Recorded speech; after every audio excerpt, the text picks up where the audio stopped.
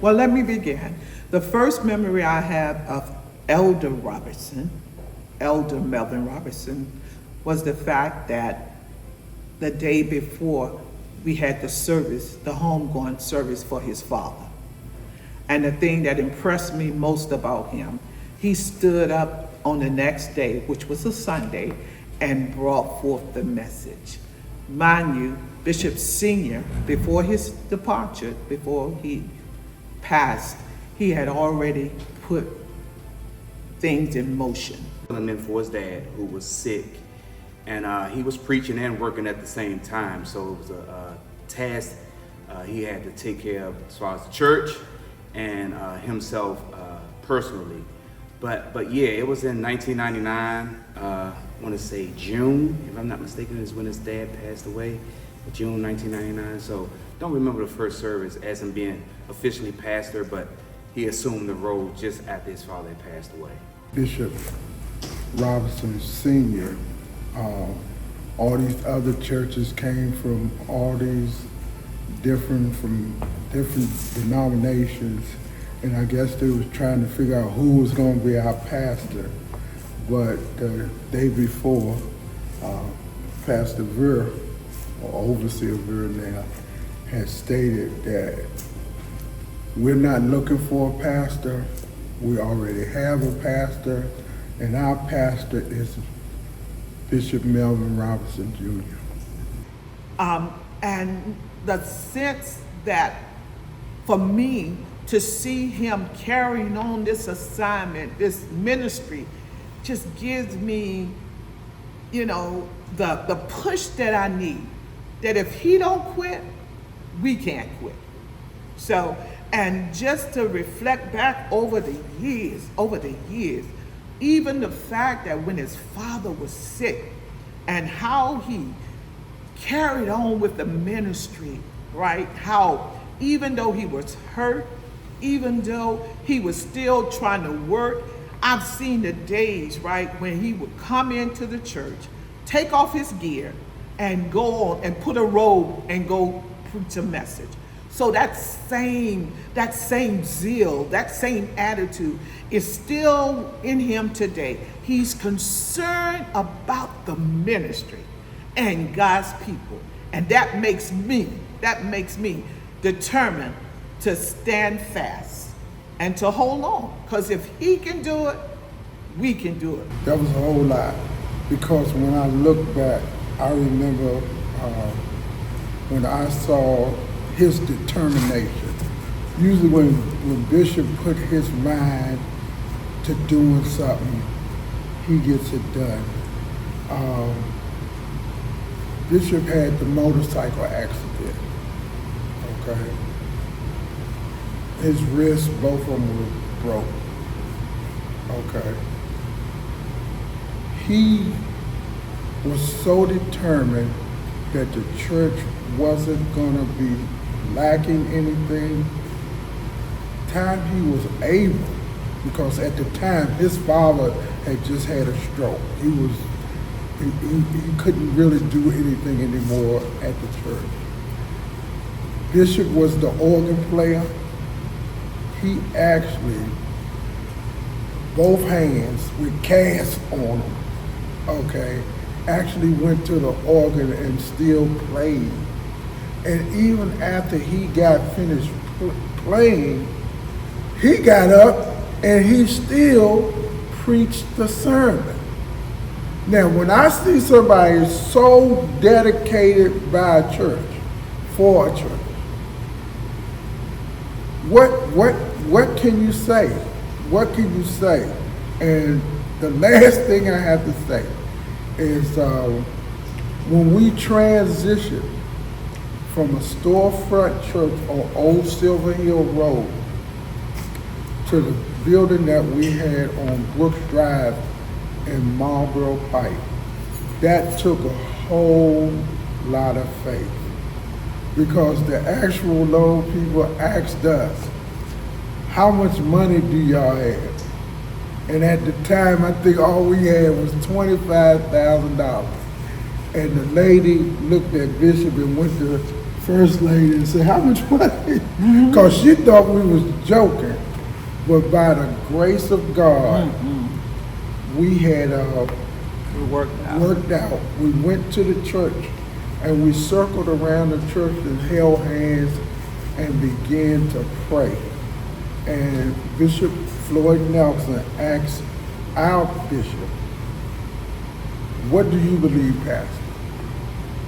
And Bishop said, we are going to get this church. So from then, I just believe when the man of God spoke things, they came to pass. So from nothing to where we're at now, unbelievable. Seen the church go from a shotgun store over in Suitland. And that's when Bishop Senior got us out of WST. They found a place over in Suitland. And when Bishop passed on, that's when Junior took over, of course. And I seen that church. We started with one storefront, and then the church grew to we had to have two of them, so we remodeled it. Now we got two storefronts.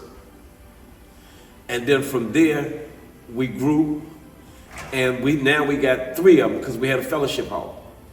All of it was right there in that little strip mall, okay? I think the biggest transition would be leaving there, because we was renting there, we didn't own it. From leaving there to Brooks Drive. We raised enough monies, and enough monies was put together to actually buy that church. I can remember when it was Bishop Jr., Pastor Larry, Kent, that's Ver's brother, Junior Cherry, myself, and James Drummond. We were all in the same class when Bishop Senior allowed us to be ministers in the church. We was working our way up to be ministers in the church. And we used to have Tuesday nights that, we would preach on, the sharp the sword on Tuesday nights. That was a fun night. We had the platforms where we could speak. And, like I said, me being the man behind the camera, I could see there was a lot of pressure put on Bishop Jr. And he survived that pressure. You follow me? And I commend him for it right now to this day. All right. And he's one of the people. I have a very small circle, in regards to the people that I hang with. From the sermon that he preached today, I don't have that many people, but I know one thing. Every time I have called on him for a situation, it might take him a day to get back with me, but he would get back with me, or he'll text me or something like that, and bring a resolve. And I definitely right now to this day thank him for that. I used to have these conversations with him, even when his father got sick. I would have these conversations with him, and I would say, "Man, what are you gonna do with me? I don't think you can handle me." And he would politely say, "Hey Hicks, you gonna be all right." Because hey, I'm that type of guy. I'm gonna try it. I'm an entrepreneur. I believe in nothing ventured, nothing gained. You follow me? He would give me some advice. Now, did I follow it all the time? No. He helped me through some relationship crisis. So help me God that, I know some pastors probably would have turned their back on me, but he hung in there with me. He didn't throw me away. You follow me? And I guess a lot of that, came from the training that Bishop Senior gave us too, It wasn't nothing drastically bad that we did, but sometimes you can see things, or you can experience things that you think they are monumental at that time, but then Bishop Jr. had a way of smoothing it out. I'm serious. If you go to him with a situation, I'm telling you, I don't care how bad you might think it is, All you have to do is sit down and just listen to him for a minute. We took the ministry to TV. And I mean, that's, right now, I'm feeling it right now. I really wish his father was around where he could actually have seen it. Because Bishop Senior now, we was on radio, WYCB radio, in which we airs on WYCB radio right now to this day. But Bishop Senior used to come on Saturdays at 10 p.m. Yeah. But I really wish he was around to see us actually to take it to television. And we actually did that. He was vibrant. He kept the people engaged by doing different activities. His biggest thing was togetherness. He put on concerts. He brought concerts to the church. I mean, you name it, we were doing it. And it was just good to see the connection of the people. Because people had followed Bishop Senior, and to see his son taking over now, it was just exciting. It was exciting. And Bishop had a way of delivering the word that really, really brought you into as being a part of the service. His number one thing was empowerment. Yeah. He wanted to empower the people. He Yeah. wanted the people to just be engaged in the word. So that was the thing that really took me, amen, that he was a pastor that wanted the people to be empowered. And also, he was a pastor that wanted to see people grow spiritually, financially, all areas of life. He just wanted to see the people increase. Yes. And they put so much focus on trying to bring financial seminars, anything people is so that we could buy houses, anything to get increase, get the people to have an increase. That's what him and the First Lady pushed for. If it had not been for First Lady Oh, Robinson God. interceding with that business mind, God used that woman of God Yes, he to did. help us to be where we are now. Yes, he did. And I believe the saying, I stand by the saying, beside every good woman, every good man is a good woman. Yeah, I think my parents have put in blood, sweat, and tears when it comes to the development of the Master's Child Church. So there's been late nights, there's been crying, there's been just a lot going on when it comes to trying to make sure that the church is okay. So it's something that's always on their mind. They're constantly thinking about how can we take the church from one level to the next level. And they've been able to do it so well. And then they also always are considering their members. They're always praying for our members and keeping our members in mind when it comes to what that next level looks like. I consider Bishop and First Lady is like my Barack Obama and our First Lady Michelle Obama is what I see them as. Just his journey as just dealing with individuals, just people in general.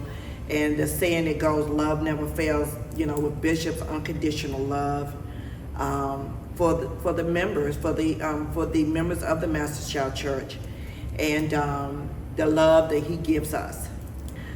For me, personal, I remember when my mom passed away in 2004, and we were at the hospice place where we were waiting for Bishop to get there, and it seemed like it just took so long of us waiting for Bishop to get there. And then later on he told us how he had to pull over to the side of the road and get himself together because of the impact that we all had, my mom had in his life and his mom's life, and his Rhonda and Cecil, just the impact that he had because we all grew up together under the same ministry for so many years.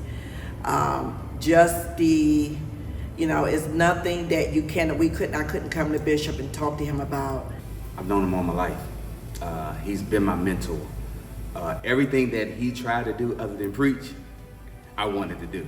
play the drums, try to get on the organ for, a few times to back him up.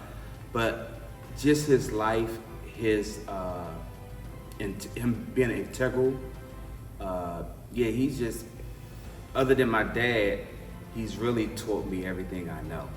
I think personally for me, is the way that he loves on his wife. It gives, especially married couples, right?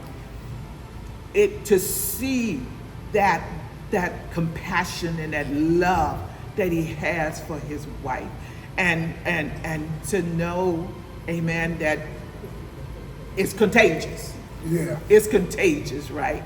And I think when people, congregation members, and myself personally see this type of affection shown openly, it gives us a sense to know how important family is and how important it is to love each other. I feel like one special moment that I can recall was when we were at Brooks Drive, and my dad did it often, but we were singing the song "I'm Walking in Authority," and all of us, the youth were in the stand. They were singing that day, and my dad, he had a sash. Everybody had sashes in the church, and he was singing his song. He had his part, his solo. But I just loved how together we were, and it really felt like we were in unity, and we were really a body of Christ. So my dad just always has done a good job at creating community within the church. I just remember him like singing and dancing, and all of us being upbeat and just having a really good time. Every time Bishop got up and preached, it was almost as if, and I thought about this on last night, sometimes you could be going through something and Bishop get up and he's preaching a message, and you'd be like, you know what, like how did he know that I'm going through this? Or for me with Bishop is his transparency when he's speaking, when he's preaching, when he's teaching. He's just so transparent. Wherein, what we going through, he has been there, or he can encourage us, or things that he's gone through in life. It's just been a encouragement just to be under him as our bishop. I'm the oldest out of me, Tracy, James, and Leon. So I'm trying to figure, I think I might have been about 7, maybe about 6 or 7 when I actually started here. When I started in the Master Child Church. Just so much being under Rhonda, Cecil, Melvin. I used to spend a night over Bishop's house, and we would all hang out together.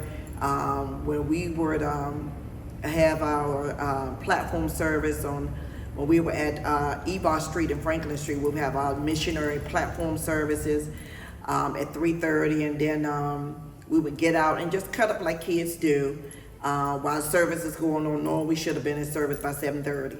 It was just so much that me and Melvin and Tracy and all of us, that we did together under the ministry. Being in the choir, Melvin was our director of the choir. He was of course, he played the organ. He started off on the drums and everything and stuff like that. Melvin was bad on the drums. I can't take it away from Junior, but Bishop was bad, and he was bad on the drum. Bishop could play the drums. And then he moved from the drums onto the organ, directing our choir. I remember like me, Rhonda, and a couple of us, Ronnie and Kenny, we would have, we had like a little small little group where we would like sing together when we were on 14th and Ebar Street. Just watching co-founder cooking in the kitchen, and she would get the food and stuff together while my mom was teaching Sunday school. When we would have to sit on the front row, I'll never forget with my mom when we would have to sit on the front row. Junior would sit back and laugh at us when we in service. And we would sit on the front row, and we couldn't be in church talking. And I remember one day my mom told us, she said, I'm going to slap the taste out your mouth. And Junior sat there, and then they would just kept doing like this. And it was just, for us, it was just so embarrassing because my mom didn't play. All she had to do was just look at us. That's all she had to do was look at us. But you know, us normally at 7:30 service when we be out playing, you know, when Mother down there, we used to go to the store. Or Mother down there at the bottom of the hill on Yvonne Street. 22nd Street. We would go to the bottom of the hill, and we used to always love Church's Chicken. You know, after service, it was Church's Chicken. So we would go at the bottom of the hill, go to the little convenience store, and there was a long hill to be trying to walk back up. It was easy going down, but it was a long hill to come back up to the top of the hill because the church sat on the top of the hill. And it was almost like we out there in trouble. Remember one time we got in trouble, some people were chasing us. I don't know if you remember. Got into a fight. Yeah, and the people were, and knowing we should have been in 7:30 service, come walking up in there sweating. Tracy and Melva, if I'm not mistaken, they went here behind the trash can. I was too small then. I didn't. Okay, they were hiding behind the trash can. When we out here getting in trouble, knowing we should have been. I would consider it like an anthem we used to play every time the offering would come. My faith look up to thee. That was one of the songs that we played in Glorious, and you just would love to hear him play that song. He was, he was a good organist. Oh yeah. Back in the day, yeah, he was that person. We would be playing the video game in Bishop's office. So this one particular time, we was playing the video game, and the praise team was out rehearsing. Do you not know Bishop got up off the game, went out there to the praise team and said, "Hey, stop. Stop. All wrong, y'all. All wrong." It was one of the most embarrassing moments because we had guests coming in and they was trying to practice while we were sitting in there playing the game, and people knew. So they know who won because one would come out mad. Yeah, Bishop, just keep striving for greatness. I pray that God continue to strengthen you, continue to bless you with abundantness of blessings. I know I heard you say one Sunday that you are asking God for $1 million. And it was a couple of Sundays ago, I said, Lord, give me $100,000 so I can be able to be a blessing to the ministry. And when I heard you say $100 million, I'm like, well, I'm asking too little. You know, saying $100,000. But, I just asked God to allow me to be a blessing to the ministry so I can, just watch and continue to watch how it flourishes and how it grows. I can say this, Bishop, keep up the good work. I've known you for 51 years. You have been a great example to me of how I should be as a man and a man of God. I love you, and I wish you 25 more great years. Happy 25th anniversary to Bishop Melvin Robinson Jr. and to our First Lady and Executive Pastor, Cheryl Robinson. I just want to say I'm really, really proud of you, Mom and Dad, for just enduring, and because working within ministry isn't easy, but you guys have done it with such grace and such confidence. And I know that the Lord can bring, if you guys can make it to 25 years, that the Lord will bring you 25 more successful years down the road. And I'm just really happy to be your daughter and to be raised by such amazing parents. And yeah, congratulations on 25 years.